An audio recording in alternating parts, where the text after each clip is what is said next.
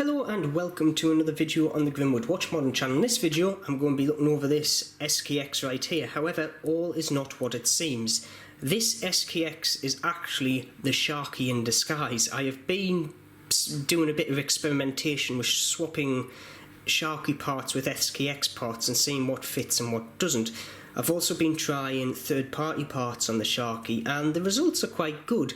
There is one surprise, however, which I'm going to get into, which does rule out one type of part or third-party part which we can actually put in the Sharky, but I will get onto that in a second.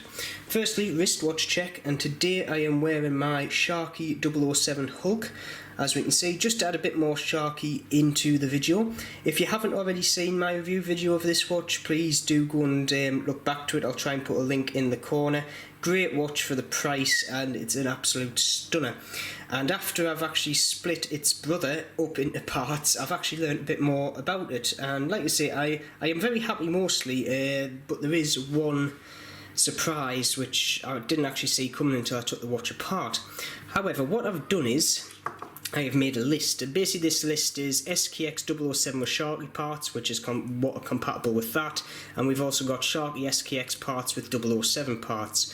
Now, if the Sharky has a 007 part that's compatible, it's also compatible with third-party parts. I've put third-party bezels on here, 1 second closer bezels, and it fits straight on as well, so there's no issue with that.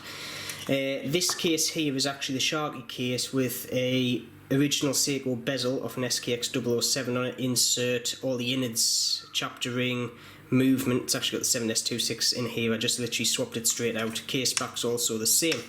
All fit. However, I am missing the crown, which I will get onto. One, it's because it's a 7S26 movement. However, there is also another reason for it. So, if we just slowly move down, the first ones are the bezels. Like I say, I've swapped the bezels between the two watches. The Seiko bezel works on the Sharky and the Sharky bezel works on the Seiko. No problem there. I've also tried a 1 second closer coin-edged bezel on the Sharky and it went on no problem, and the action was great. So no problems with bezel swapping out between the two. Bezel inserts, however, there's a slight difference. However, they do both fit. It's just the Sharky's is a shave smaller than the SKX's. Now, I didn't realise this until I measured it and thought, well, there's 0.2 of a mil difference in them. And I actually looked at my Sharky here, because I already stripped the other one down, and there is actually a gap at the bottom of the insert. So there is a gap between the insert and the bezel. So the bezel is actually the same size as the SKX 007, the original, however the insert is not. So you do get this bit of a gap.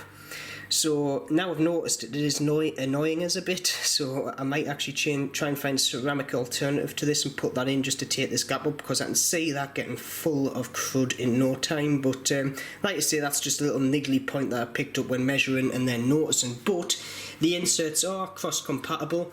You can get third-party ones into the Sharky. So this is the Sharky bezel, this is a third-party 1 second closer bezel insert.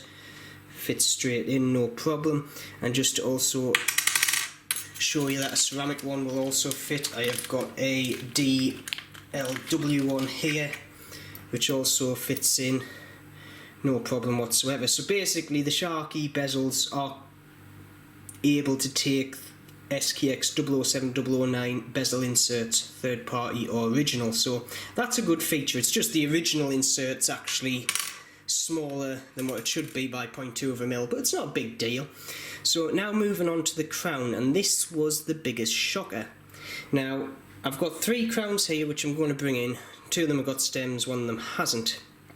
Now if I lie them down like this, spot which one you think is the Sharky. Obviously that one isn't, because that's a third party one. However, these two here,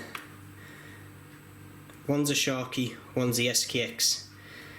And I guess you've all figured out that the bottom one is the Sharky. Now if I put both of them on my hand here so the camera will focus, the actual Seiko one has a O-ring around the stem of the crown, as you can see. It's not going to focus properly.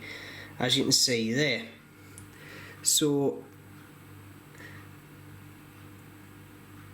that's basically sealing around the tube, or inside the tube, whereas the Sharky on the other hand has the actual seal within the crown itself. So instead of it sealing on the inside of the tube, it's actually sealing on the front surface of the tube. Now this means that the actual tube on the Sharky is a slightly smaller inside diameter, which means we can't actually put aftermarket crowns in because they just don't fit. The stem size here is way too big, so it won't actually go into the watch itself. You could drill them out, but to be honest, I think this rules out the Sharky for any third-party aftermarket crowns, which is a shame. However, this here, this is the Sharky crown, and I'm just going to bring in somebody else's build. This is a customer's build that I'm doing at this moment in time. The Sharky crown will screw onto the threads of a original SKX 007.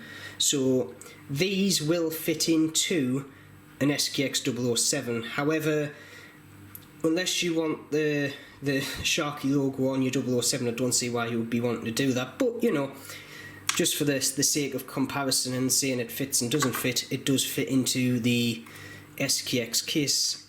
It just, the SKX crown does not fit into the Sharky case or any third-party crowns, which is a shame. Case back, yet again, case back is fine, fits, no problem. I've also tried a third-party case back, if I can find where I have put it. There it is.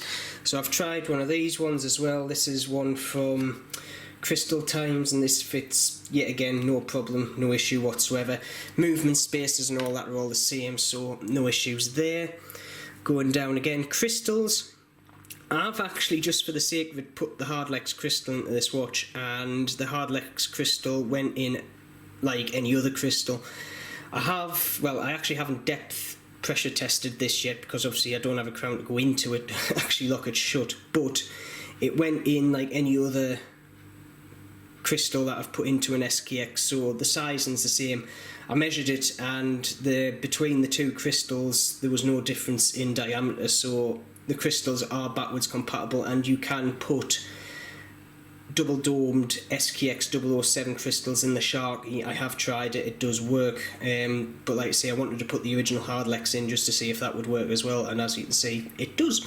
So another good point there. Chapter rings, well, yes, they're backwards compatible as well. This is the original Seiko chapter ring in the Sharky case, no issues there.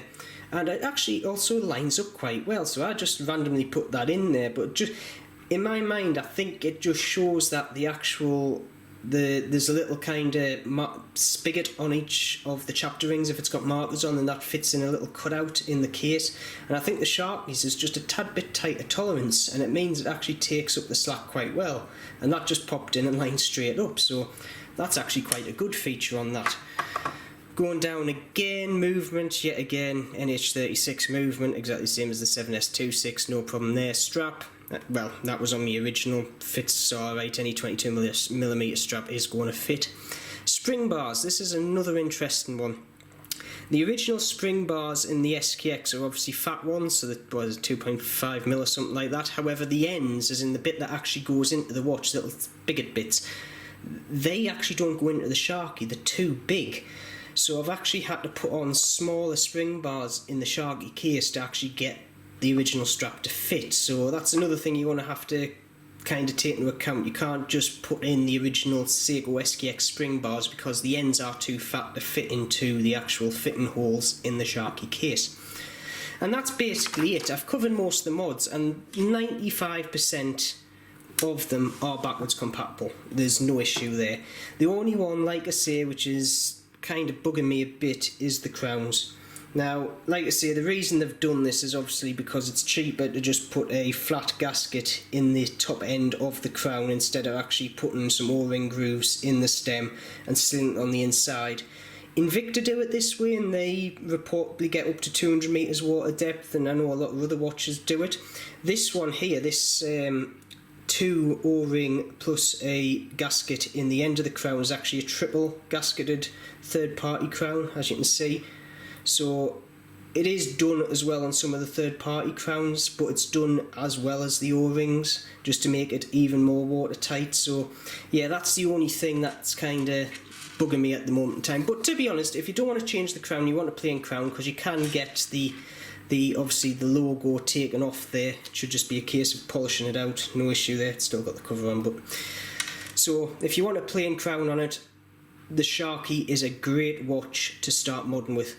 All but the crown third-party parts, what I've fitted, seem to fit, and all of the SKX 007 parts also fit into the Sharkey case as proven here.